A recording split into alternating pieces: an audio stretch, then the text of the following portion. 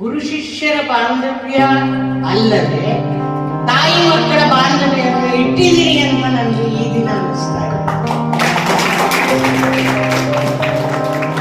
ತಾಯಿ ಹೇಗೆ ಮಕ್ಕಳ ನಿಮ್ಮಂತಹ ಉತ್ತಮ ವಿದ್ಯಾರ್ಥಿಗಳನ್ನ ನಮ್ಮ ಶಾಲೆ ಪಡೀಲಿಕ್ಕೆ ಮತ್ತು ನಿಮಗೆ ಬೋಧಿಸಲಿಕ್ಕೆ ಸಹ ಅವಕಾಶ ನಮಗೆ ಸಿಕ್ತು. ದೇವರಿಗೆ ಅದಕ್ಕೆ ವಂದನೆಯನ್ನ ಹೇಳ್ತೀನಿ.